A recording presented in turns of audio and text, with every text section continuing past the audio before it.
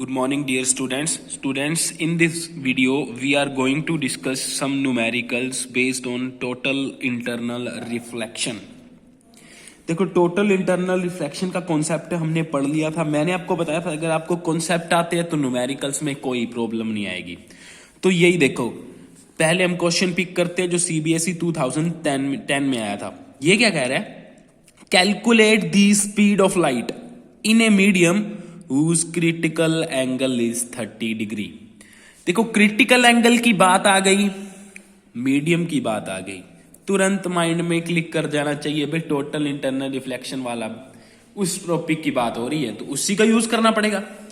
देखो, तो जो चीज हमको गिवन है वो हम इस क्वेश्चन की लिख लेते हैं. हमें सिर्फ एक ही चीज गिवन है, क्रिटिकल एंगल. तो मैंने क्रिटिकल एंगल की वैल्यू लिख ली 30 डिग्री. मुझे क्या निकालना है? Speed of light in that medium.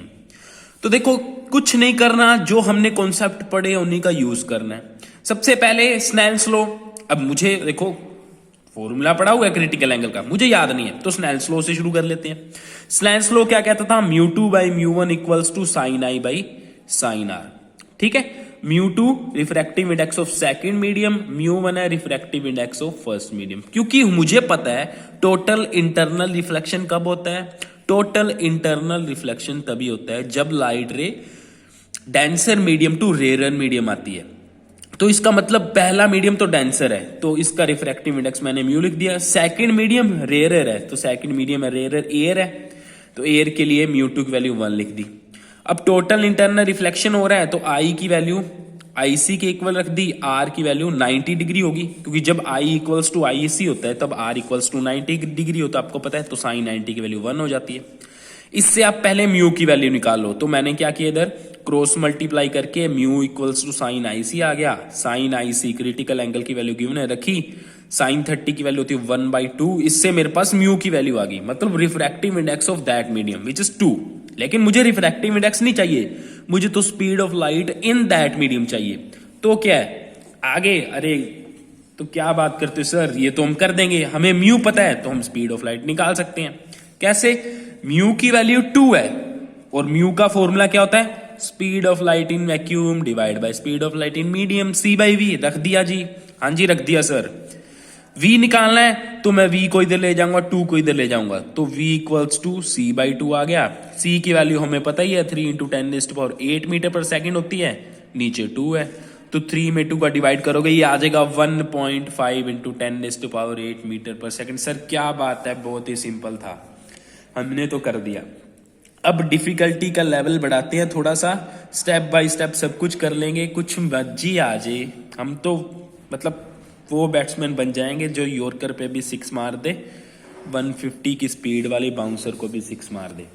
Second देखो, ठीक है, कॉन्सेप्ट आते हैं तो सब कुछ आता है, कॉन्सेप्ट आने चाहिए. कैसा मर्जी न्यूमेरिकल आ जाए, अरे लैंग्वेज ही तो पढ़नी है, हम सब कर देंगे. सेकंड क्वेश्चन पे आ जाओ. सेकंड क्वेश्चन ध्यान से सुनना, ये आपके माइंड के लेवल को इंक्रीज करेगा और कॉन्सेप्ट बिल्डअप करेगा. ठीक है, कॉन्सेप्ट को बिल्डअप करेगा.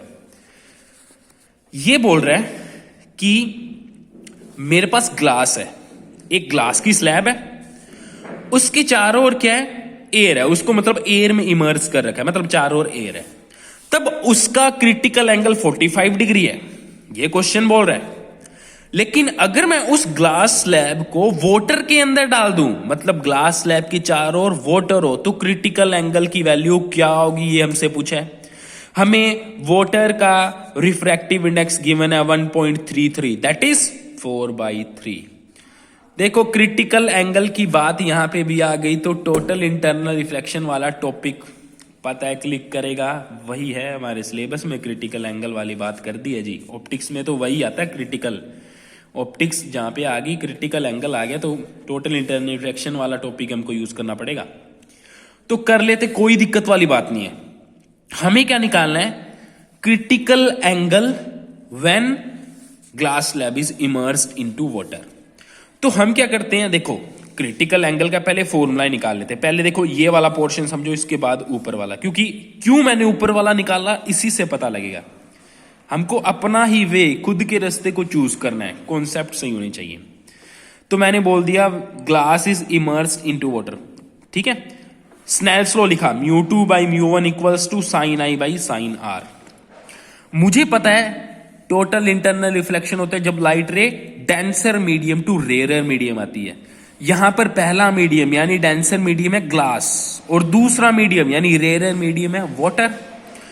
ठीक है, तो μ2 की जगह पे मैं म्यू वाटर लिख दिया, पहला मीडियम μ1 है, इसकी जगह पे रिफ्रैक्टिव इंडेक्स ऑफ ग्लास लिख दिया, और इधर साइन आईसी और साइन आर, फिर अगर इंसिडेंट एंगल क्रिटिकल एंगल के बराबर है तो आर क्या हो जाएगा, साइन 90 हो जाएगा। हमें ये आईसी निकालना है। ठीक है, साइन 90 की वैल्यू तो 1 हो जाएगी। रिफ्रैक्टिव इंडेक्स ऑफ वाटर हमको गिवन है, लेकिन रिफ्रैक्टिव इंडेक्स ऑफ ग्लास हमें नहीं गिवन, तो यहीं पे हम इसको इक्वेशन नंबर 1 दे सकते हैं। हम क्या देखेंगे कि मुझे रिफ्रैक्टिव इंडेक्स ऑफ ग्लास चाहिए, तो ही मैं क्या कर पाऊंगा, साइन आईसी की वैल्यू निकाल पाऊंगा। तो अब मैं क्या करूंगा, इनिशियल कंडीशन का यहां पे यूज करूंगा। देखो क्वेश्चन को ध्यान से पढ़ो, जब ये एयर में था तब इसका क्रिटिकल एंगल 45 डिग्री था, तो इससे मैं ग्लास का रिफ्रैक्टिव इंडेक्स निकाल सकता हूं। तो एयर के लिए स्नेल्स लॉ लगा दो, पहले स्नेल्स लॉ की स्टेटमेंट लिख दीजिए। सेकंड मीडियम यहां पे एयर है तो म्यू की वैल्यू 1, फर्स्ट मीडियम यहां पे ग्लास है तो म्यू जी। साइन आई की वैल्यू आई सी के इक्वल रखेंगे तो आर की वैल्यू 90 हो जाएगी। आई सी की वैल्यू 45 डिग्री दे रखी है ग्लास एयर पेयर के लिए, तो आई सी की वैल्यू 45 डिग्री रख दी, आर की 90 रख दी। इसको आपने सॉल्व किया, साइन 45 की डिग्री की वैल्यू 1/√2 होती है, साइन 90 की 1 होती है। इसको सॉल्व किया तो आपके पास रिफ्रैक्टिव इंडेक्स ऑफ ग्लास आ गया, विच इज √2, दैट इज 1.414। तो अब आपके पास रिफ्रैक्टिव इंडेक्स ऑफ ग्लास आ गया, refractive index of water given है।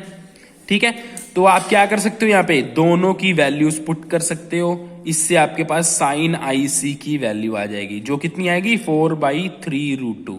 साइन आईसी की वैल्यू आ गई तो आईसी की वैल्यू क्या आ जाएगी, साइन इनवर्स 4/3√2। और इस न्यूमेरिकल से हमें यह भी पता लगा कि जो क्रिटिकल एंगल है ना, वो दोनों मीडियम है कौन कौन से, उन पे भी डिपेंड करता है।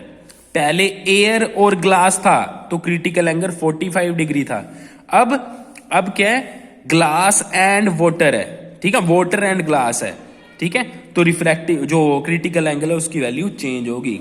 ठीक है, और कितनी है ये हमने न्यूमेरिकली, मतलब स्नेल्स लॉ लगाना है, कॉन्सेप्ट लगाने हैं। ठीक है, कॉन्सेप्ट आते हैं, कोई भी न्यूमेरिकल किसी भी बुक से आ जाए आप कर सकते हो। इसके बाद नेक्स्ट न्यूमेरिकल हम करेंगे जो कि इससे एक लेवल अप का होगा, और उससे सारे ये टोटल इंटरनल रिफ्लेक्शन के सारे न्यूमेरिकल्स कवर हो जाएंगे। तो नेक्स्ट वीडियो में उसको हम करते हैं। ठीक है, नोट कर लेना न्यूमेरिकल्स को।